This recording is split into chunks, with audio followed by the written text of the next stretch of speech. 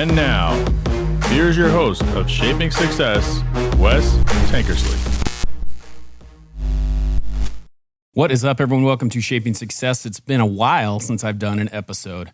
I am simulcasting right now live on TikTok. So if you're hanging out in the TikTok platform, just sit there and kind of hang out and listen, and you can hear it because this is a solo episode. So you're essentially going to hear me talk about what the hell is going on in my life. If you are in a position to help the show, please go over to the link in my bio, click on that bad boy, and there are links everywhere. Actually, you know what? Let's talk about something real quick before that happens, because there is Patreon in there and everything else. But you can now go to westankersley.com. That's westankersley.com to check out all the stuff that I'm doing. You can hit that link in there. It'll make it really easy to get to the link tree and then find everything that there is. There is merchandise. Wearing a hat right now.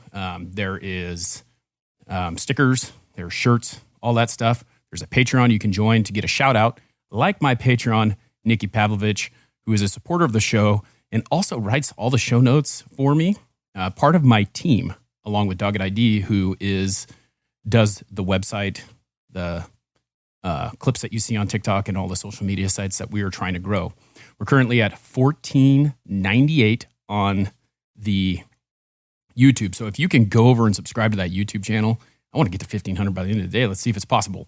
But what we are doing right now is we're going to just give you a little update on what's going on with Shaping Success. We're going to talk about some things that are super helpful in moving forward. The first thing I want to talk to you about is, I have done a classic episode the last couple of days or the last couple weeks. So those are what's been going up, the clips with an interview with Chris Henderson for 3 Doors Down. I'm going to talk to you a little bit more about that. But the reason why you're seeing that is because I've had some sinus issues. You can still hear me coughing. There's situations that's going on. And what I've learned over the last 2 years through the issues that I have with my sinuses is the fact that doctors in the area that I live in, and I don't know if they're that way in the area that you live in, are really hard to come by. I was talking to my friend Jay about it. He took him 6 months to get in to see his primary doctor. My primary doctor was a little bit quicker to get in, if you're sick, but the majority of the time they'll send you to urgent care because they can't get you in for a week. So, my journey with sinus issues started when I was a super young kid. Had an allergic reaction to some olive trees at a baseball park. Mom had to take me to ER, had to get some medication, had to be on an inhaler, those types of things. Not that I had asthma, but they stick you on that inhaler. So it's an interesting thing that the types of things that they'll do for you. So over the years, I found out that I was allergic to a lot of stuff. 2 years ago, so I had, 8 years ago, I had sinus surgery. So I found out that I had an underdeveloped sinus, which would cause the sinus infections. So go in and you have surgery and you see an ENT and they clean it out and they make it so that everything drains correctly. And that's supposed to fix these sinus issues that I have. It should help me with the sinus infection. So fast forward, 3 years later, sinus infections every 3 months again. Nothing has changed from having this sinus surgery. It has not helped. So they send me in for allergy treatment. I go in, and they take I saw a second ENT because the other one retired. So they send me in for allergy treatment. I go in for the allergy treatment and they scratch your back all up, right? They put grit on the back of your back. They punch everything up. And then they put a little bit of serum from every single thing that there is to help you to get, so they can figure out what you react to. So grasses, trees, all that stuff. So they go and they put it on there in pets, right? Because pets is something that you can be allergic to. Some of the common food ones. I'm not allergic to any food, that I know of, because everyone's got celiac disease now, right? So thank you to I Am Creepy 2.0. She sent me 51 tennis balls on TikTok. We're trying to grow that, trying to buy a camera, trying to help out. So again, check out the link in the bio, westankersley.com. And so anyway, they went and they sent that out and my back blew up completely. I was basically allergic to every grass, every tree, every whatever that there is, with the exception of animals. It's the only thing I'm not allergic to. So they start treatment. Okay, so the treatment is you go in once a week for shots in the back of your arm. They inject a little bit of the serum of everything that's in you or that you're allergic to try and build up your immunity to that type of situation. And so they do that over and over again. I do this for a year. Nothing changes. I got 4 or 5 sinus infections within then. got treated for them, can't get into your regular doctor. They send you to, you need to go to urgent care. Just go to urgent care, get what you need, right? So I go to urgent care, I get what I need, get the antibiotics, and continue this pattern over and over again. Year rolls up, I go in and I meet with the allergist, and he goes, well, it doesn't seem that anything's happening. It doesn't seem to be helping. So we're going to send you back to an ENT. So 2019 rolls around, and this is how long this has been going on, since 2014 when I had the surgery. 2019 goes in. I talked to the doctor about the allergy shots not working. He looks at my CT scan. This guy is an older guy. He's an older doctor, probably, close to 80. Still likes to do surgery. Really smart, has lots of training. Says I need to have surgery on my sinuses again. They need to clear out my septum because it's really thick and I can't drain right. And I haven't breathed right for my whole entire life. Well, scheduled the surgery last year, and the guy gets COVID and he dies. The doctor does. So they have to go and they have to send me to a different ENT. So I go to this different ENT about a month later, cancel the surgery, going to reschedule it if we need to have it. And then he says, he looks at my CT and he goes, I don't know what this guy saw. I am a surgeon. I like to do surgery. It pays my bills. But the thing is that you don't need it. What I think you need to do is we need to treat you for allergies. Again, I don't think you did it long enough. So, okay, whatever. Third opinion on this. I'm like, you know what? I'm going to go see this third opinion. And he starts treating me for allergies again. So I am treated for allergies again. They do it a different way. They don't do shots. They do these drops under your tongue. You might have saw all the ads on TikTok. They're talking about that. Hey, you can do drops. Great. You can do drops. That's great. I did them. Nothing changes. Nothing gets any different than what the situation was. So 1 year into it, nothing happens. I go back to my doctor, my regular doctor, actually get into him for a physical, which I haven't had in a couple of years because doctors are super hard to get into. They were hard to get in during COVID. And now in the area that I am, there has been so much growth population. There is not enough doctors in this area to treat the patients that there are. And that's what I learned this week from him. So I go to he refers me. He treats me. He gives me the antibiotics that I need for the sinus infection that I currently have, some prednisone, help me move forward while I'm waiting for the ENT. 3 months later from the referral, I got to go in and see the ENT. I didn't get to go and see the ENT though. I got to go in and see the PA. I walk in and I explain all my problems to the PA, tell him all the things that I've gone through, everything that I've just told you. And he basically says, spends 5 minutes with me, takes his little thing, he sticks it in your nose, looks inside your nostrils and says, everything looks good. Let's do a CT. We'll schedule you for a week. Right after the CT, you can come up here and see me again. Go and get the CT. He sends me back, or we go back up to the office, and I sit down with him, have a 5-minute conversation with me. He tells me that I should just be rinsing. I should never have to take antibiotics again. And he gave me a prescription for the rinse. I explained to him, this is not my first rodeo. I've been through this. I rinse every single day. I take I take Zyrtec. I spray stuff in my nose. I do like all the things that you can do for it. And he basically said, this is all you need to do. No other explanation. My dad has sarcoidosis, or had sarcoidosis, which is an inflammatory disease. And I asked him about that. Well, I don't know. We'll have to have the radiologist read the CT. I'm like, are you freaking kidding me? Why am I here with you? And you're telling me that the CT is fine, but you haven't even had the radiologist look at it. So these are kind of the situations that I go through with this sinus issue. And people have ideas about everything that you can do, but I've been through it all. So Monday, I was so pissed off about that ENT visit, I went to go see my regular doctor again. And he is a very good doctor. He's overworked. He's underpaid.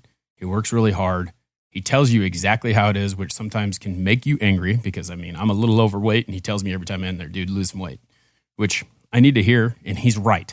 I need to lose some weight, but it's hard to hear, right? You always have that. And so I sat down and I talked to him. He walked in. He had all the notes. He had the CT. He had 5 stacks of paper, the file on me. He had gone through the CT. He had looked at it. He'd looked through all the notes, everything that I've been through, as long as he's been seeing me for almost 20 years now, and said, I don't know what to tell you, but here's what we need to do. He goes, we will continue to work on this together. So he told me, he goes, I want you to just stop taking everything. And I've been doing that for about 3 days now, but he wants me to stop taking everything, just rinse with only saline because they give you some stuff to put in there. That's what this guy's idea was, the ENT PA. His idea was to just put this stuff in there and rinse. He goes, don't do that. Just use saline rinse, make sure it's clean water, which I do. And you can take 2 Mucinex and take 4 Mucinex a day, 2 at a time, 2 in the morning, 2 at night, and take 2 omeprazole, 1 in the morning, 1 at night, which is acid reflux, because it could be all from acid reflux. Those are all things that will not irritate the situation, cause other things to happen. We're going to do that for 5 weeks and we'll see what happens. But I actually felt like I had a plan. But then we talked to him about the state of the doctor's office and how the situation is because the influx of population in here. And I just kind of saw this look come over his face, and it just made me, he spent a lot of time with me because they give them very little time to spend. And the idea is to get you in and out as fast as they can so they can get the next patient in because they have such a high patient load. I went in there at 8 o'clock. He spent 30 minutes with me, and he says, I'm sorry that happened. He goes, you should have saw an ENT. The reason you didn't is because of the influx in people. They can't get you into the ENT, so they send you the PA. And this is happening with every doctor. It's happening with my daughter right now, who is having some issues with her bladder. And she had to go she went and saw a urologist, then got referred to the other one that can do the little surgery to fix it, and then got told that she had to go see a PA before she could see the surgeon, which is just complete bullshit because the other one already said you need this. But that's what they're doing. And so it's tough because they have such a high caseload. They have so many patients and there's nothing to do. So we talk about like socialized medicine or whatever, like Canada has free insurance and all that stuff. It's not all it's cracked up to be. I pay for my insurance and it's expensive. We have 4 people in our plan and I can only imagine people who have way more, but it's tough. It's hard to take care of that situation. And insurance isn't all it's cracked up to be. You can pay for the high plan, but still not get the care that you need to get. And it's tough. When you're in a situation where you've seen 4 ENTs, you've had surgery, you've been through it all, you would think that you would get better care because there is a problem. I talked to my friend AJ in Canada about it. She says it could take 2 to 3 years to get into a specialist there because it's not necessary according to them. So you could possibly have cancer and take a long time to get treated. So anyway, that's why you haven't seen me do a solo episode because I couldn't talk without coughing. Luckily, I'm not coughing right now. But here it is. So there's some things that are going on. I wanted to talk to you about Chris Henderson because that's the current episode. It's part 2. I put part 1 up last week, but it was a year anniversary from the time that I interviewed Chris Henderson. And if you're a fan of 3 Doors Down, the band, and you know, I was born in the 90s. I was born in 1980, and 3 Doors Down was a huge part of, you know, my growing up, listening to him. I was a huge Superman fan. I've got actually a whole DC half sleeve on my arm because I like DC.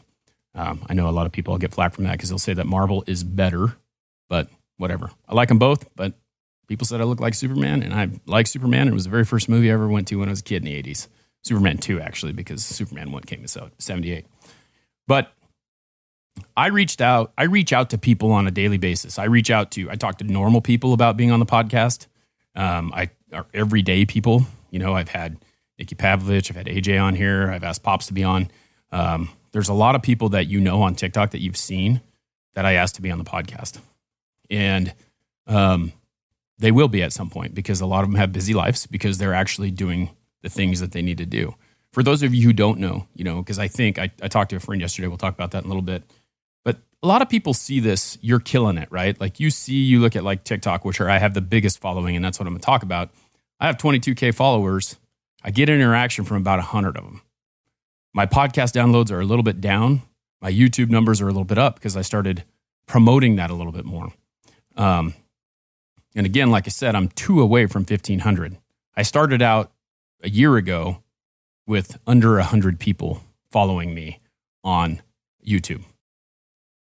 But you're trying to grow something. You're trying to make something better. You're trying to build this up because my whole idea behind this is to serve people and help them see that anything is possible. So I reached out to Chris Henderson of 3 Doors Down and said, hey, would you mind being on the podcast? And I send out 10, 15 Instagram messages to famous people. And then I talk to probably about 100 not 100, but, like the normal level of people, of everyday people that I try to talk to on the podcast is a lot higher than that. Like you think of like these blue checkmark people as the people who are going to be, like out of reach, right? And Chris Henderson, he's the lead guitarist for Three Doors Down. And one time he commented on a video that I used kryptonite on a reel on Instagram. And I thought, shit, I got some interaction with Chris Henderson. So I'm going to see if he'll be on the podcast. And so last year I reached out to him. I DM'd him on Instagram. About 3 days later, I got a response from him. He goes, yeah, sure, I'll do it. And I was like, oh my gosh, like you get that moment. I had that with Jake Rose, same thing. Jake Rose, lead singer, New Medicine. Reached out to him multiple times. He didn't follow me. And Chris Henderson followed me because I posted a video about Three Doors Down, which was awesome. But then, I got it scheduled. And I got him on there and I interviewed him, and it was a great interview. And so that's why I released it again, but I did it in 2 parts because it was like an hour and a half and people's attention span is super small. But we got to talk about so many great things.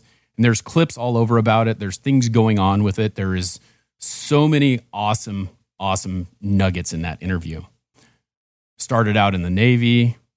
His parents were Jehovah's Witness.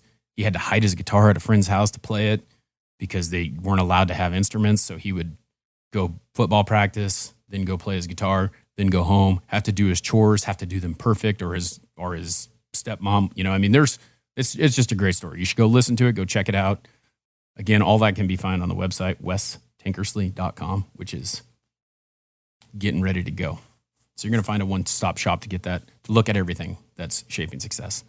But yeah, the thing is that anything is possible if you're willing to do the work, right? You can get that interview with that person. You can talk to those people. It will happen. And you see, like I've posted on TikTok a couple times, I'm asking artists, trying to see if I can get a response from them. Hey, what's this? Hey, what's that? And it'll happen. If you put enough out there, things will come back to you.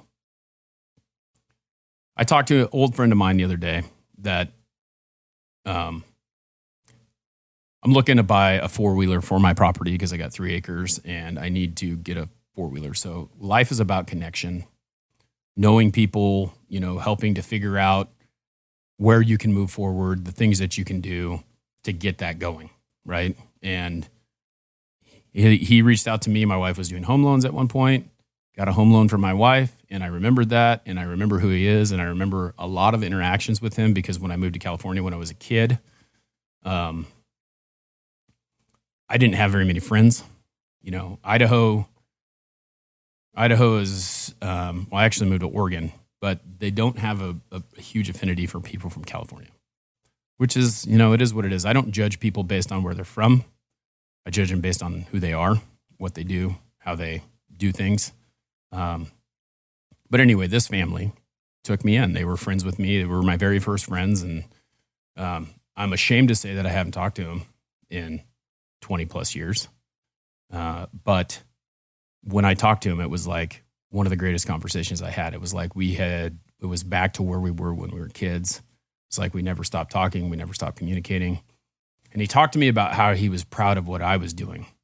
And those types of things really make things different. It makes you kind of know. It only takes one person giving you a compliment on what you're doing to make your day, right? And it just was crazy. It was a great conversation. He was talking about what he was doing, talking about how we grew up, why I was doing it.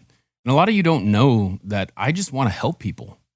I was a teacher for 4 years. I worked at a tire store for 11 years and flunked out of school to be a teacher when I got out of high school. And so I spent a lot of time in my life trying to be better, always trying to be better. And that's what it's about for me, to be better today than I was yesterday. And it's amazing that there are people like that. It's not amazing. It's amazing that they're so hard to find. I posted a video this morning about there are so many people in this world that want to steal your shine, and they're the easy ones to find. They are the ones who want to tear you down, stop you from what you're doing, stop you from building up other people.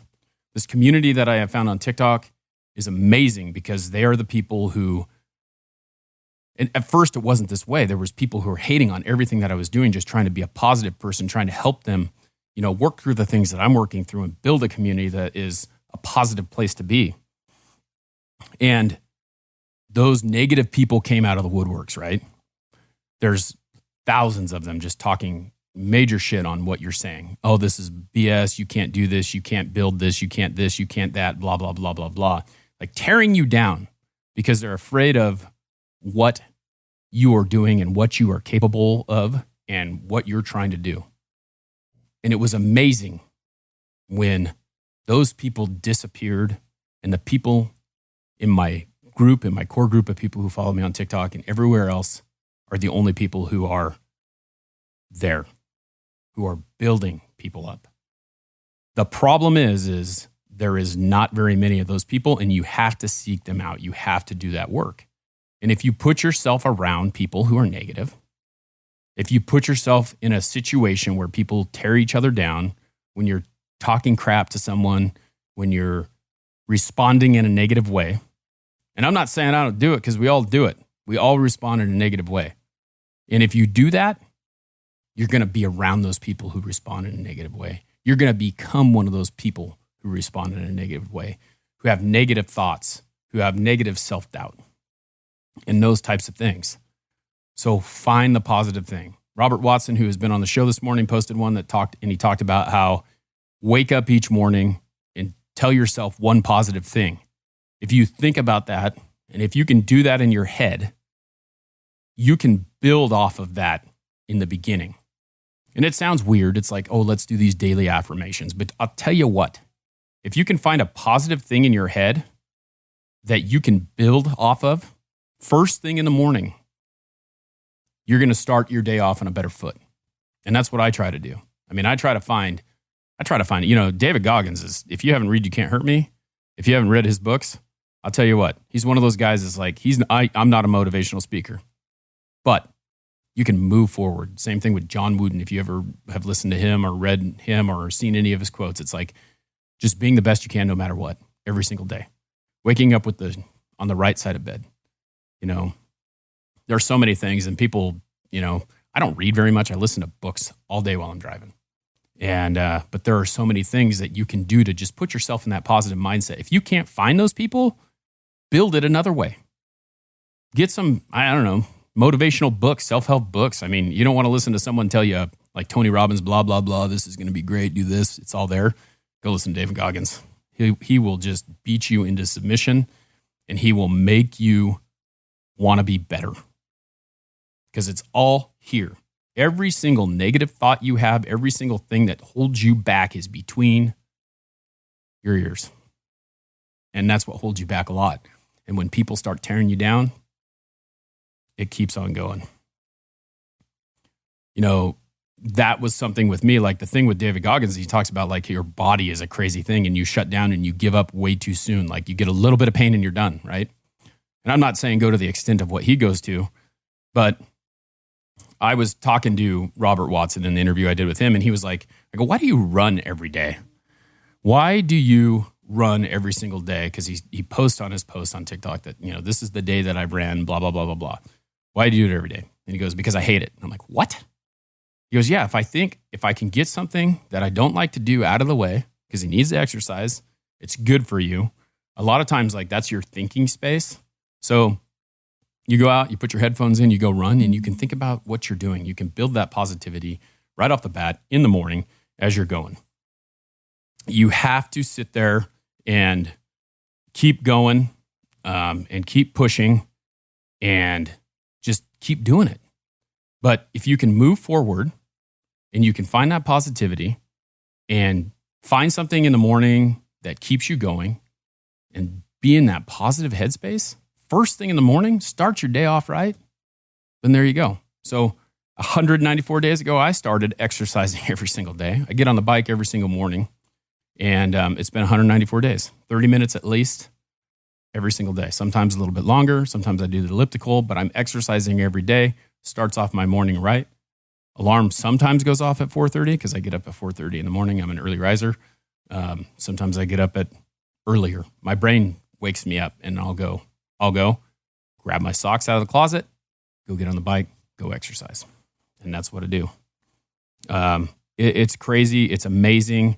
Those are the types of things that you can do to just make yourself better every single day. But this morning there's something about the exercising that drives me crazy. So I wear an Apple Watch and it has rings on it, right? And I found this out this morning. I think what I figured out this morning is since I've been riding my bike for 194 days, my heart is in the shape of that it's not registering on my smartwatch that I'm actually riding my bike anymore. This happened the last 2 days and I'm like, oh my gosh. Because to me, it's very important to see that ring close, which brings me to my last question of the day. If that ring isn't closed, does it mean that it didn't happen? And that's a hard one to work through for me. But the fact of the matter is I know that I did the 30 minutes and I know what it did and it closed. So whether it says it on your watch, whether it says it on the calories that you burned, whether it says in life that you didn't do something, you can't really count on that to be the factor in the situation. So that leaves me with whatever you're doing. I want you to understand that it doesn't matter how you get there. We talked about the hamster wheel and it feels like you're running in a circle over and over again. And sometimes you have to take a lateral step to move forward. Get out of the hamster wheel, start moving forward so that you can be better for yourself every single day. I want to thank you guys for hanging out with me. Again, if you want to find the podcast, if you want to listen to it, if you want to watch it on YouTube, wherever you want to do it, go to westankersley.com. Wolf is building the website right now as we speak, but there's a landing page there with the link tree to find everything that you need that is shaping success. If you guys just want to send me emails, go right ahead. The email's there. It's wes@westankersley.com. If you need some words of encouragement, let me know. If you want to start a podcast and you need some help doing that, hit me up. I want to do this full time. I want this to be who I am. I want to build you. I want to help you grow, and I want to grow myself. Until next time, I challenge you to find the shape of your success.